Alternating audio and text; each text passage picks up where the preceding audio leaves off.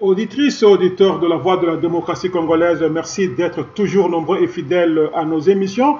Aujourd'hui, au micro de Don Kayembe, à partir de Kinshasa, Christophe Ngoyi Mutamba, il est membre du Rassemblement et de la société civile. Nous allons parler avec lui la crise qui s'est faite au niveau du Rassemblement et aussi du blocage au niveau du centre interdiocésain. Avec lui, nous allons parler de tout sauf de rien. Merci d'être au rendez-vous, monsieur Christophe. Je suis ingénieur de formation, oui, mais bien sûr défenseur des droits de l'homme. Ok, alors nous voudrions d'abord avoir quelques idées sur ce qui se passe au centre diocésain. Il semble qu'il y a un point mort jusque-là. Est-ce que vous pouvez nous dire exactement ce qui se passe avant qu'on passe sur les élections qui sont passées dernièrement où il y a des remous jusque-là? Oui, au centre interdiocésain, il y a un point mort du fait qu'il avait été convenu que les discussions entre les deux partis, c'est-à-dire le Rassemblement avec la majorité présidentielle alliée, l'arrangement particulier devrait répondre après l'enterrement du président Tshisekedi qui était décédé le 1er février 2017, ça vous le savez.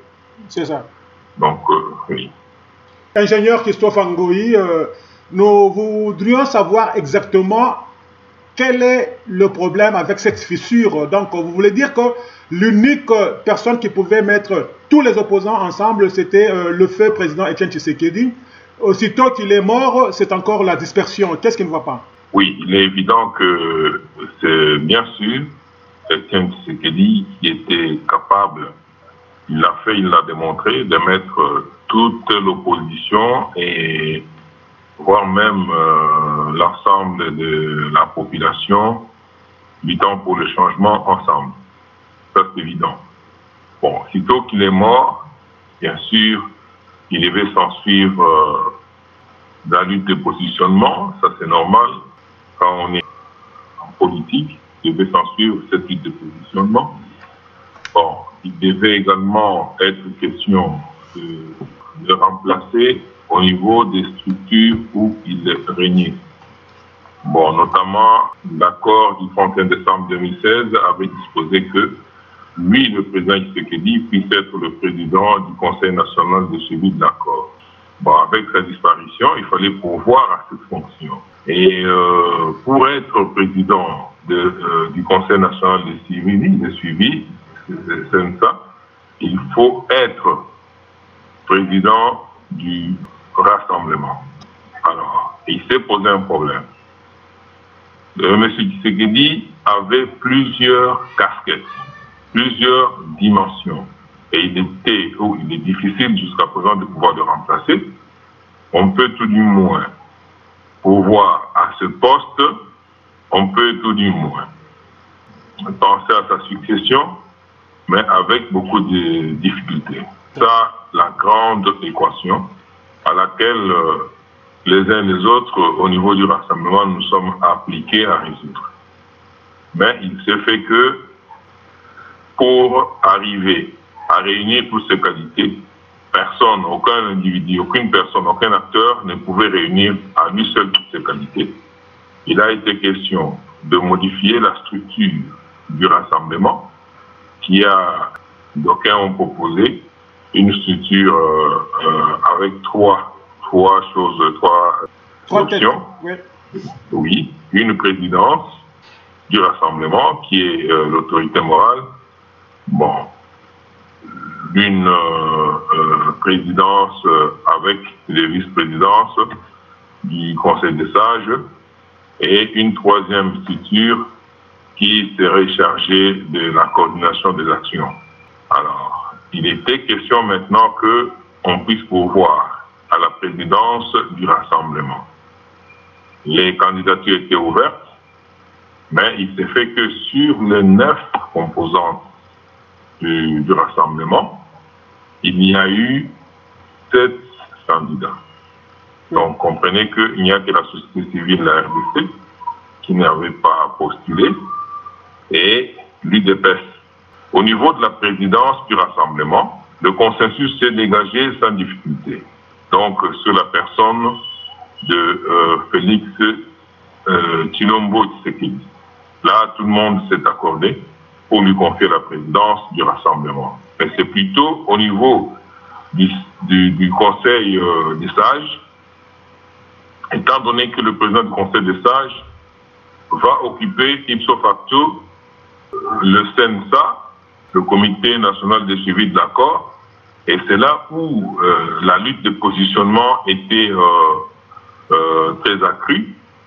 Et il se fait, je le disais, qu'il y a sur 9 composantes du Rassemblement, il y a eu 7 candidatures. En dehors de celle de l'UDPS, qui occupe déjà la présidence, et la société civile RDC, qui a estimé qu'elle ne pouvait pas concourir à ce poste-là. Voilà. Mais au niveau de la gestion des ambitions, il se fait que le G7 a postulé pour la présidence avec d'autres, mais dans la gestion des ambitions pour établir le consensus, bon, le consensus a été difficile. C'est ainsi que la commission qui gérait les élections a pensé procéder à dégager une tendance, donc du consensus, une tendance essentielle. Ce consensus, il fallait que chaque composante puisse bien sûr, en toute discrétion, se prononcer sur un candidat. Au final, il s'est dégagé que le G7, donc le candidat du G7, en l'occurrence M. Pierre Lumbi, a eu 5 voix. Le deuxième candidat, c'était M. Martin Fayulu, qui a eu 3 voix. Et la candidature du G14 a été invalidée. Pourquoi? Parce qu'ils avaient déposé en retard. Bon, pour les autres, ils s'étaient désistés. Pour M. Lumbi du G7 et d'autres pour la majorité présidentielle populaire de Diomi a voté pour M. Martin Fayulu, qui a eu 3 voix. Et M. Lumbi, 5 voix. Alors, il s'est fait que il y avait 5 plus 3, ça fait 8. Donc, le G14 n'a pas voté. Donc, voilà ce qui s'est passé. Et du point de vue élection, tout était normal. Mais c'est au niveau de la gestion de consensus que le problème s'est posé, parce que d'entrée des jeux, il y a une partie des membres du comité de sages, notamment M. Olengakoy, et qui est de la dynamique qui était déjà en scission.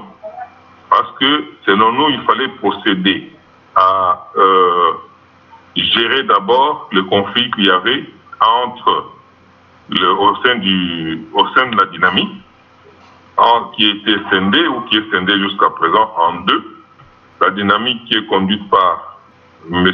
Kiakwama, Kiatiziki, et puis une autre dynamique qui est conduite par Lubaya, qui est ensemble avec les Fayulu et autres. M. Kiakwama est avec les Olengakoy et autres. Il aurait fallu gérer d'abord cette divergence-là, et d'autant plus que la dynamique au sein du rassemblement, c'est une seule composante. Alors, il ne fallait pas qu'elle ait 2 candidats. En l'occurrence, M. Olengakoy et M. Fayulu, pour la dynamique. Donc nous, société civile, nous avions proposé qu'on puisse d'abord gérer ce conflit-là entre les deux, arriver à dégager une seule candidature, parce que c'est ce qui est autorisé.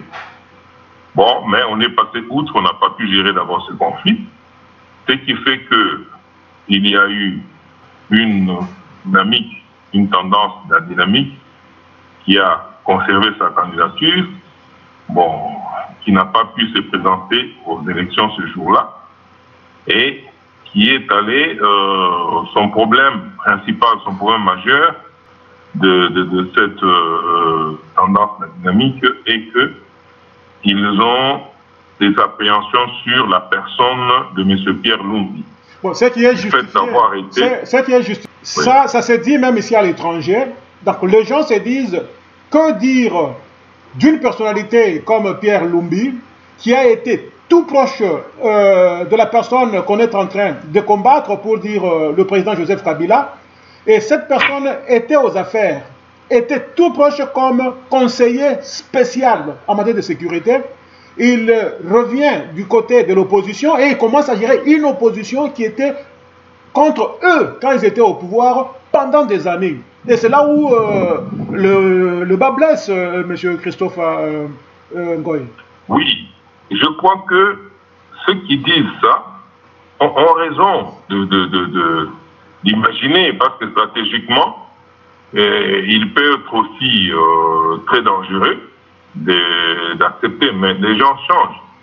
Il a fallu, toutefois, nous pensons que, bon, nous pensons qu'il aurait fallu qu'on mette, bien sûr, qu'on établisse un contact, comme on l'a géré, parce qu'il y a eu, au départ, pas une dissension, disons une friction entre l'UDPS et le G7.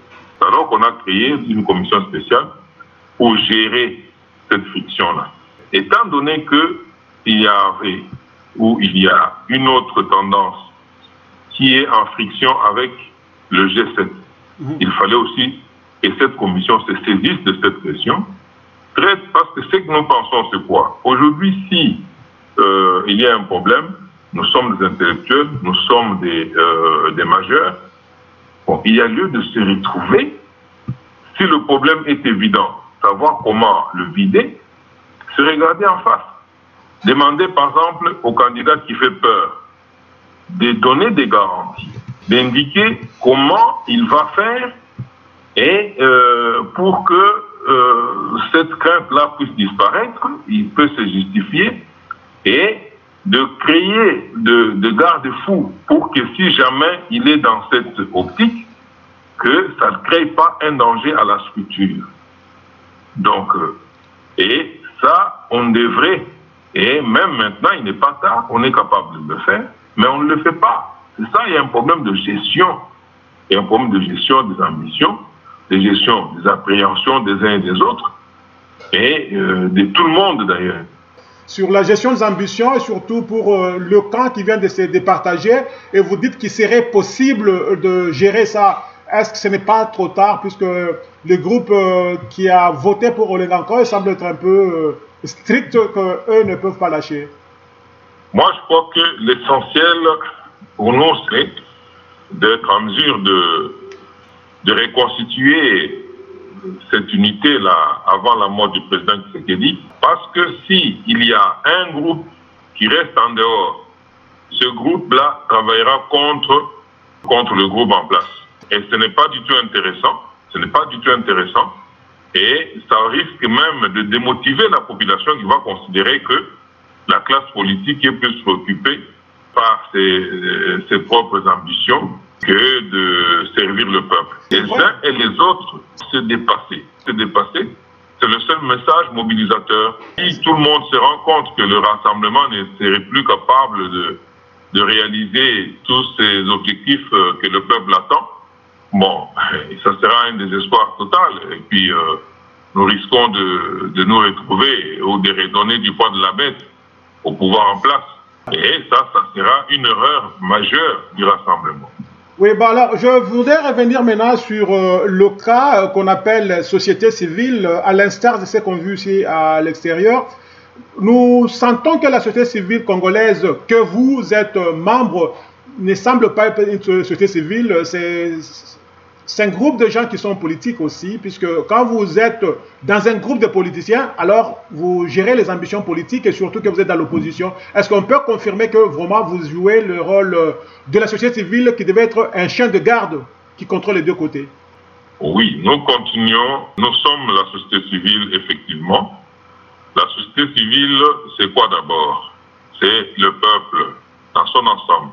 Lorsqu'il s'organise et société civile, lorsqu'il atteint un niveau, lorsque la société civile atteint un niveau très élevé d'organisation avec des lois, avec des principes, avec des codes, et surtout lorsque la société civile prend en considération l'État, donc non, prend en considération la gestion de la chose publique, s'implique dans la chose publique, ça devient l'État. Pourquoi? Parce que nous, citoyens, le souverain primaire, le peuple, chacun de nous fait partie de l'État, chacun de nous est une composante de l'État. Et de ce fait, lorsqu'on nous dit souvent que la société civile est apolitique, c'est une aberration qui avait conduit à désactiver le peuple, à pouvoir s'impliquer dans la gestion de l'activité politique. Alors que la politique, c'est la gestion de la cité, c'est la gestion de cette population. Et on ne pouvait pas entrevoir une gestion sans l'implication du concerné, sans l'implication du sujet lui-même. Et c'est ce qui a conduit que les politiciens pouvaient faire tout ce qu'ils faisaient à l'écart de la population. Il y avait des messes noires qui s'est déroulées et la population ne faisait que subir. Jusqu'à ce que nous avons pensé changer ce paradigme, changer cette donne. Nous avons fait comprendre à la population qu'il est l'acteur et le bénéficiaire. Donc, c'est lui qui, à travers les élections, à chaque législature, désigne ses propres représentants qui entrent dans les institutions, parce que l'État est géré par les institutions. Et si lui, le souverain primaire, ne joue pas son rôle de désigner, ne roule pas son rôle d'influencer, ne joue pas son rôle d'orienter l'État, bon, à ce moment-là, l'État ne peut pas être bien orienté. Les institutions de l'État seront animées par des gens ou des personnes de mauvaise qualité parce qu'ils ne sont pas choisis régulièrement par le souverain primaire à travers les élections. Ils ne sont pas rédevables et à ce moment-là, les institutions ne vont pas répondre aux attentes de la population parce qu'elles seront de mauvaise qualité et de surcroît, l'État lui-même ne pourra pas répondre à ses propres missions. Et c'est ainsi que nous avons décidé, étant donné que c'est nous qui donnons, qui conférons le pouvoir politique à nos représentants qui entrent dans les institutions, mais nous sommes à part entière imbus de ce pouvoir politique. Parce que si nous n'étions pas des politiciens, nous n'avions pas le pouvoir politique, comment pourrions-nous conférer un pouvoir politique à nos représentants qui vont entrer dans les institutions au moment où nous-mêmes n'avons pas ce pouvoir politique? C'était une aberration. Aujourd'hui, vous avez vu, vous l'avez vécu en 2015, il a fallu arrêter l'histoire de l'ONIP, l'Office national d'identification de la population, qui était déjà programmé pour le glissement. Et il a fallu la contribution, la participation de toute la population. Et c'est ce qui avait conduit à mon arrestation. Pourquoi? Parce que j'avais éveillé une nouvelle dynamique, un nouveau paradigme de pensée. Donc, c'était irrésistible. Personne ne pouvait résister à cette masse, à cet engagement populaire. Et ça a fait reculer, on a bloqué le glissement à ce moment-là. Voilà qu'aujourd'hui, nous sommes nombreux avec plusieurs partis politiques, plusieurs organisations, et on n'arrive pas à bloquer le glissement. On n'est pas arrivé à bloquer le glissement le 19 décembre 2016. Vous l'avez plutôt cautionné, parce que vous avez cautionné le glissement, puisque nous sommes en plein glissement. C'est ainsi que je vous dis que nous nous sommes retrouvés nombreux, mais nous n'avons pas été capables. Et si le peuple était seul, comme on l'avait fait en 2015, debout, on aurait bloqué ça. Alors c'est votre faute au niveau de la classe. C'est de votre faute pour avoir quitté le côté du peuple, aller du côté des politiciens. Nous n'avons pas quitté le côté du peuple parce que nous sommes toujours avec le peuple, mais nous nous sommes dit, nous devons orienter également la classe politique. Nous devons être là pour lui donner la voix du peuple à tout moment, pour qu'il ne puisse pas s'égarer. Et c'est ça le rôle que nous menons, nous entreprenons jusqu'aujourd'hui. Mais nous sommes en face d'une classe politique têtue, très têtue. Mais nous nous appliquons, raison pour laquelle nous n'avons pas été candidats pour gérer le Conseil des sages du rassemblement. Nous n'avons pas été candidats. Mais notre rôle, c'est de rappeler les principes, d'être là avec les politiciens qui ne puissent pas penser qu'eux sont des extra-individus, ils peuvent faire ce qu'ils veulent, le peuple n'aura qu'à accepter. Non. Nous disons, autant nous maintenons la main sur notre implication sur l'activité politique dans son exécution, autant nous maintenons les pieds sur le peuple lui-même dans la marche qu'il est en train d'arborer vers la concrétisation de son pouvoir souverain. Ok, merci. Alors, une avant-dernière question, Monsieur Christophe Ngoï. Que dites-vous de cette fameuse lettre laissée par le feu président Tshisekedi et que connaissez-vous du contenu? Bon, le contenu, moi je crois que c'est la désignation de M. Félix Tshilombo Tshisekedi comme candidat Premier ministre. Donc vous confirmez que le nom est dans la lettre? Oui, le nom est dans la lettre. Nous pensons. Alors, qu'est-ce qui fait que le président Kabila n'a pas daigné recevoir la lettre et quand Monseigneur a remis la lettre à Félix Tshisekedi, et comme qui dirait, c'était retour à l'expéditeur? Oui, c'est ce qui est inquiétant. Nous avons compris que c'était un blocage majeur parce que tout ce que nous avons fait au niveau de la CENCO, c'était sous la médiation, au niveau du centre interdiocésain, c'était sous la médiation de la CENCO. Et l'accord stipule que le Premier ministre serait désigné par le rassemblement. Mais étant donné que le CENSA, le Conseil national de suivi, n'était pas encore mis en place, tout passait par la CENCO. Tout passait par la CENCO, c'est ainsi que M. Étienne Tshisekedi, qui était même désigné comme président de la CENSA, du CENSA, avait adressé cette lettre au président de la République par le truchement de la CENCO.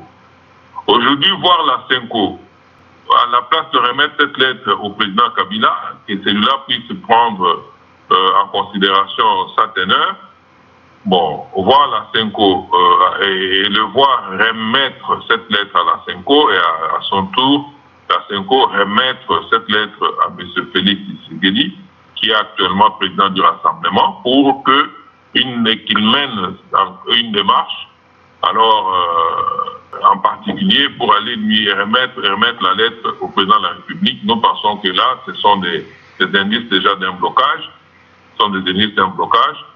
étant donné que nous avons la CENCO comme plaque tournante, nous avons la CENCO comme interface, bon, entre les deux camps, et étant donné que les discussions directes sont suspendues, alors il n'y a que la CENCO qui peut prendre ce qui se fait dans un camp pour amener ça dans l'autre camp et faire respecter les principes édictés par le dialogue lui-même. Mais si la CENCO se rétracte et demande à un camp de mener une démarche auprès de l'autre camp, mais si c'était possible, on aurait dû le faire sans passer par ces négociations ou par un dialogue. C'est parce qu'il y a eu ce blocage-là, on s'est regardé en chien de défaillance, qu'il a été nécessaire qu'il y ait une médiation. Alors, la CENCO, là, est en train de se rebiffer de son rôle de médiation, de médiateur. Donc, nous pensons que ce n'est pas pour rien que nous pouvons... ce n'est pas pour autant que nous pouvons dire que les choses ne marcheraient pas. Bon, non, ça va peut-être marcher, mais nous aurions souhaité que la CENCO prenne ses responsabilités, amène cette lettre au chef de l'État et peut-être accompagne le président du Rassemblement nouvellement élu, qu'il l'accompagne dans cette démarche et que la CENCO soit là toujours en tant que modérateur, en tant que médiateur, pour expliquer s'il y a des points de divergence, qu'elle soit là pour essayer de ramener les positions ensemble. C'est ça. Alors, pour terminer, puisque le temps nous fait défaut et le temps nous est compté sur la radio, Monsieur Christophe Ngoï, la dernière question est que quel est le dernier mot que vous avez au peuple congolais et surtout aux politiciens qui sont autour de la table en train de donner une confusion confuse? Le dernier mot que nous donnons au peuple congolais, en tant que société civile, la souffrance a atteint des niveaux qu'on ne peut plus imaginer, qu'on ne pouvait pas imaginer. Nous pensons que ce peuple qui est uni fortuitement par le même sort que nous partageons, la souffrance, depuis plus de 50 ans maintenant.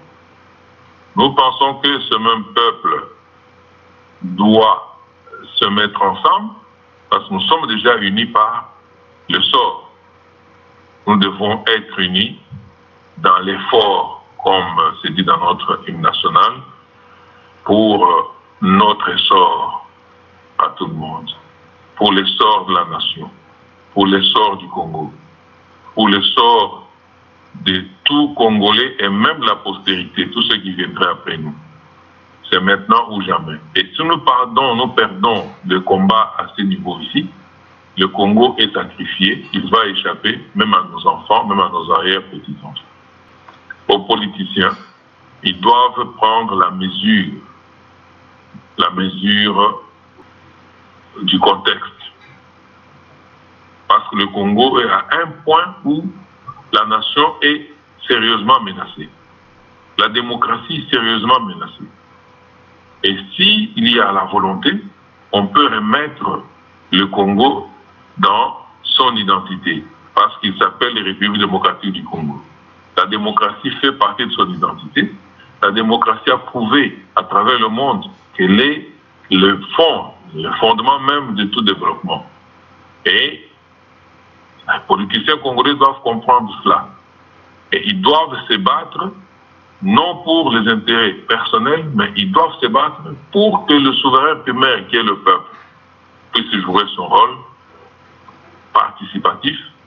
Et ainsi, la démocratie va avoir les deux pieds en RDC et le Congo va se développer. Il sera un modèle à travers l'Afrique et voire même le monde. Nous demandons au peuple de ne pas se décourager et surtout vous de la diaspora, de ne pas vous décourager, de rester debout, de nous harceler comme vous le faites avec des questions, avec la pression. Et ça fait partie de l'exercice de la démocratie et ça nous permet d'être chaque fois interpellés, d'être chaque fois attentifs à ce que nous entreprenons. Je vous remercie. Oscar, merci beaucoup. Je rappelle à tous les auditeurs que j'étais en direct de Kinshasa avec l'ingénieur Christophe Ngoyi. Et ce dernier a souffert dans sa peau pour la lutte de la politique. Il a été à la base de blocage de glissement et il a fait la prison. Donc, merci bien, monsieur Christophe Ngoyi. Nous ne manquerons pas de vous rappeler aussitôt que possible pour éclairer encore la lanterne. Et comme vous l'avez dit, la diaspora est toujours debout. Nous sommes en train de travailler avec vous qui êtes sur le terrain pour que le changement puisse être réel dans ce pays. Merci et à la prochaine. Merci infiniment. Je reste à votre entière disposition. OK, bye.